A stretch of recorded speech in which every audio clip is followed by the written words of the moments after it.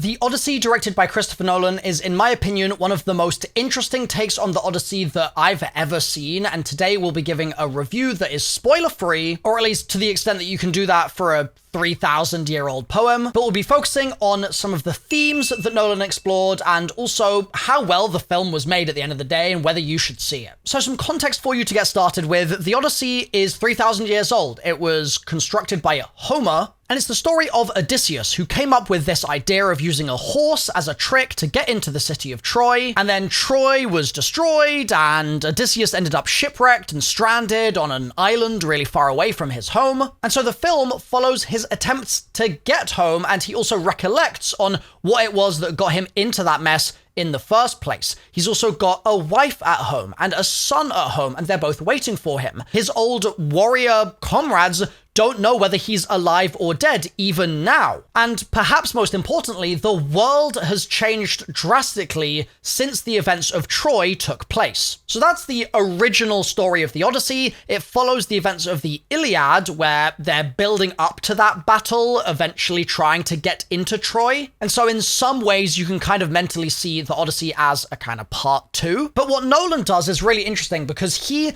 takes certain themes from the original poem and he leans into them massively and explores them, but he also explores some others which aren't really the focus of the original work. Now, we'll talk about those in just a second, but something that I think's really crucial to mention right at the start of the review here is that the film is also releasing in the context of some backlash from little pockets of the internet. And those pockets of the internet contend that Nolan's casting choices for certain characters is really bad. It's, at worst, offensive, and at best, in their eyes, just lazy or too woke or whatever. And there are also people that complain about things like historical accuracy, saying that whether it's the armor that they're using isn't what they'd expect, or they don't like how certain things look in the buildings, or what have you. There's all those sorts of criticisms as well. And what's interesting to me is that I think those decisions actually manifest in the themes that Nolan explores. I don't think that he's completely ignoring those things. I think that he actually has something to say about them all. So yes, the themes in the original text or the original poem that return are things like the coming of age for Telemachus, or Penelope's role in the royal court and how that looks as a woman in that space. Of course, the biggest one of all is homecoming, or nostos in the ancient Greek, which you'll have learned more about if you've been following along with my Odyssey book club that's going on right now on this channel. Make sure you're subscribed if you want to tune into that book club with my Mimo. But homecoming is obviously an important theme, and the question of when you actually get home is something that Homer asked and Nolan continues to ask. Is it when you reach the shores of your home? Maybe not. Is it when you reach your old actual house? Maybe, but maybe not. And it continues to kind of probe into that question. So those old themes are present, but so too are some new ones. For example, Nolan is really interested in the trauma that Odysseus would have experienced having gone through the actions that he did in the build-up to Troy, i.e. the Iliad, and then in the sacking of Troy itself. And this isn't to say that no scholars have ever thought about this before, it's just that in the original text, Homer doesn't really dwell so much on Odysseus's potential grievances with the things that he has done. But Nolan spends plenty of time exploring that theme, and does so in a way that I thought was really beautiful. He also explores how society might suffer and even collapse in a situation where people begin to lose respect for the meaning of the structures they've created to preserve society. And what I mean by that is, if you have these institutions and you have these customs that people have in place in order to maintain civilization, and you start to erode those structures, then what happens? That's something that Nolan is very interested in. And this dovetails beautifully with the Iliad and the Odyssey, as in the original poems, because it's incredibly satisfying to delve into what the future implications would have been in the world at the time.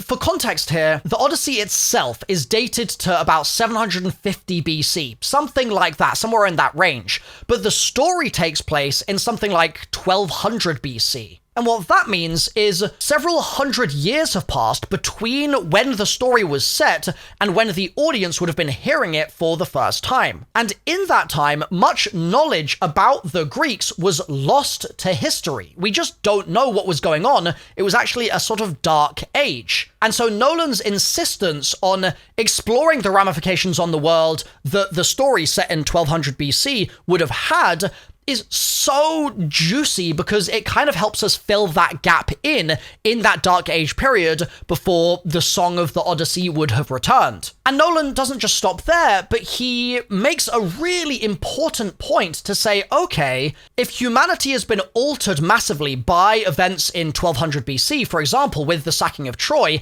and if that's led to the undermining of so much of these societal structures and the undermining of civilization, how might that look in the future with other atrocities, other massive world events that humanity would then have to reconcile, come to terms with, and move forward from, while hopefully learning from the mistakes of the past? That is a really central theme in this movie, which could very easily have not been there. But the fact that Nolan is so intrigued by that question means that it feels like there's gravitas here that would otherwise have been completely missed. And it's this that I think also ties this film to Oppenheimer, which might sound weird, but hear me out here. I think in many ways this is a successor to Oppenheimer. Now, in an obvious literal sense, it's a successor in that it's Nolan's next film after Oppenheimer, but also in Oppenheimer, we see a great drive for humanity, and specifically America, really, to try and achieve this dastardly, deathly weapon, right? And we see then the beginnings of some implications after that, but really a lot of that story is the ascent to that final terrible deed. And it's terrifying that humanity might be capable of wielding such a power. And in many ways, I think that Oppenheimer is Nolan's Iliad. And now, having the Odyssey following that, we sort of reconcile and say, okay, in the aftermath of such a horrible thing, where do we go from there? How does the individual come to terms with it? That's what Odysseus is doing. How does the world come to terms with it? That's what the other kingdoms around the Greek Isles are doing. How do the people of America rationalize it? And equally, how do the people of Ithaca deal with the people from the sea? Like, all of these things have a lot of parallels, I think, but crucially in the Odyssey,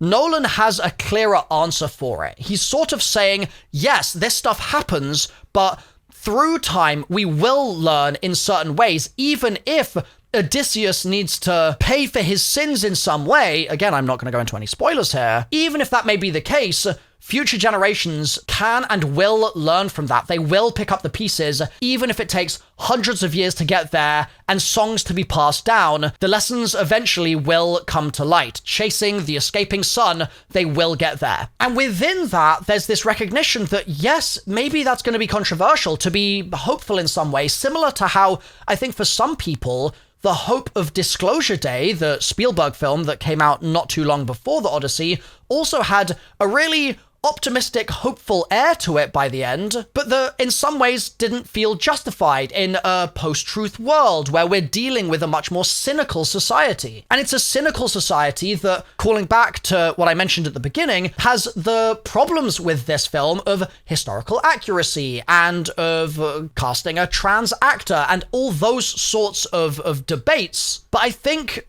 because Nolan has structured this as having this ultimate point that no matter whether it was right or wrong, we will learn from all of this carnage that we're currently experiencing, and we will end up finding a better day in the future. We will end up getting to the light at the end of the tunnel. I think he's sort of saying, yeah, you're gonna argue about some of these things, but in the grand scheme, they will be absolutely superseded by eventual humanity and truth winning out. I think that is Nolan's prediction that he makes with the Odyssey. And I think it's beautiful. I really think the film has so many layers to it. The moments towards the start of the film, the first third maybe, where there are little seeds planted and then you see them bloom as the film goes on. It's beautiful every time. I thought that Agamemnon was so incredible as just an aura farmer. It chills every single time he was on screen.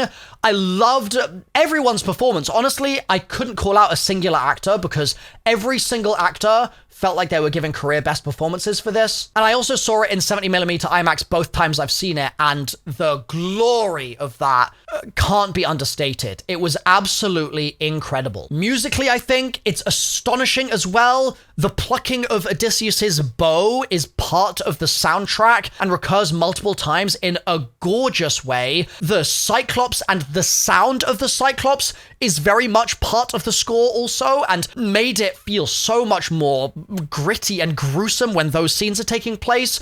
The driving drum beats when Troy is being stormed or when chasing off a beach is happening, which does happen multiple times in this film, it all comes together in a beautiful soundscape. I thought it was absolutely tremendous. And one thing that I think can't be overstated is that Nolan is very careful about how Nolan-y this film is.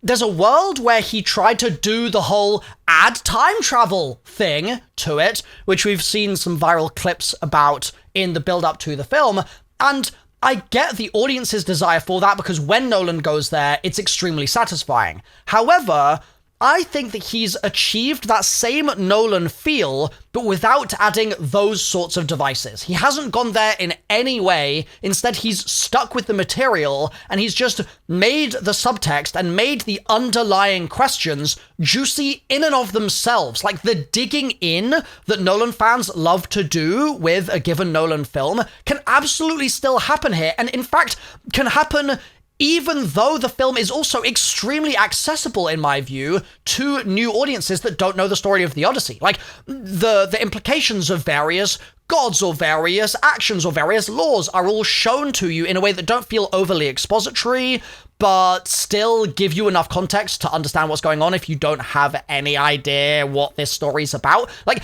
he toes that line in a really brilliant way. And so there's very little I have to say that's even close to critical or negative of this film.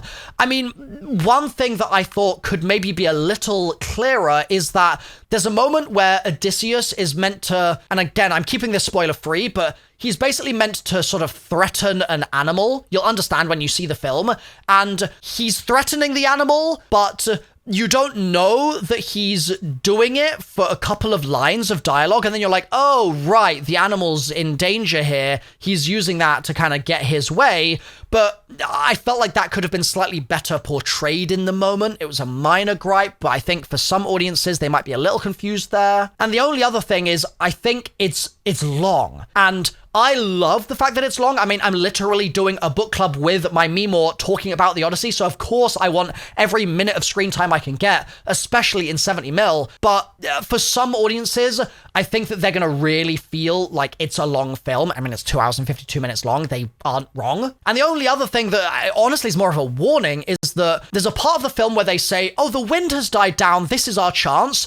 If you're epileptic, just close your eyes for the next 90 seconds.